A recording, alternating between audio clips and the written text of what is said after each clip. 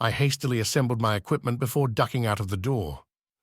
Social media reported a meteor landing several kilometers deep in the woods, approximately 10 kilometers from the edge of town. I knew I had to move fast. The government wouldn't be far behind, and beyond them, the media. In one hand, I held a small cooler filled with all the instrumentation I could afford, while in the other, I carried a radiation detector. One couldn't be too careful. Still, I was determined to get there first. After all, caution and science rarely went hand in hand. I hurriedly walked to my car, turned the ignition, and then pulled out of my driveway. From there, it was only a 10-minute drive to the crash site. Already I could see smoke billowing from the distance. As I pulled closer and closer to the wooded area on the outskirts of town, my heart rate quickened. Was I too late? Would I find the crash site already besieged by cops and officials? Would I be turned away, my hopes completely dashed? I parked my car along a dirty path. I would carry on the rest of the way on foot. I made a mental note which directly I last saw the billowing smokestack and then headed on through the wood.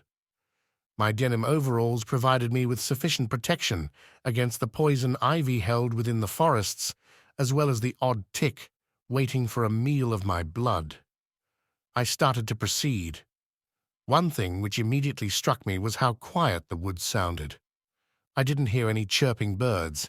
I didn't hear any small rodents scurrying as I made my way through the trees. Honestly, I didn't hear anything at all. I kept moving towards the crash site. As far as I could tell, I had beaten the bureaucrats. If I hadn't, I would have heard a far more intense forest. But was that really the case? Was it possible the police had simply scared off all the wildlife and I was heading for disappointment? I promptly put such thoughts out of my mind. They served no greater purpose beyond my own aggrandizement. I kept heading down the path. When I reached a clearing, I saw it. The meteor sat, smoldering, on top of a hill. I had reached the crash site, and there wasn't anyone else in sight. I was the first. This was my discovery. My excitement almost paralyzed me with nervous jitters, but I managed to beat them back. I first checked the radiation levels. I was surprised to find them well below normal levels. I couldn't fathom why this was happening. I continued my ascent for my prize. The meteor's placement seemed odd to me.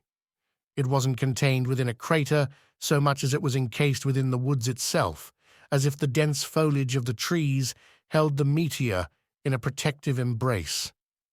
I continued making my way towards the meteor. I quickly moved to remove a chisel and tweezers from my cooler as I was anxious to collect any samples I could. The meteor's faint glow hung over the forest. Once again, I checked the radiation readings, confirming yet again the levels remained nominal at best. The trees surrounded the meteor like massive fence posts, as if aimed at keeping intruders out. I slipped my way through the wooded barriers. The meteor lay several meters in front of me. Several leaves and branches encrusted over the meteor like a chlorophyll skin, but I pushed them aside all the same to observe the meteor's sharp obsidian interior. I expected it to be smoking, but the stone looked strangely cold within the darkness of the forest. One could barely believe it fell from the sky less than an hour ago. I started to chip along the surface with a hammer, only to notice the faint green glow intensifying. A neon liquid seemed from the impact point, seeping into the forests like a deep wound. I watched in amazement as the leaves and roots began to stir, as if being nourished by the meteor's liquids. My hand cupped the liquid into my hand. I only meant to smell it, but in my haste, some of the neon liquid reached my lips instead of my nostrils. A million colors swirled in from my eyes, some of which mankind will never be able to name. I staggered back, realizing my mistake too late as I dropped to my knees just before the meteor's vaulted shrine.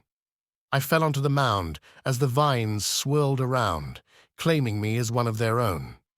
The authorities would arrive, right on schedule.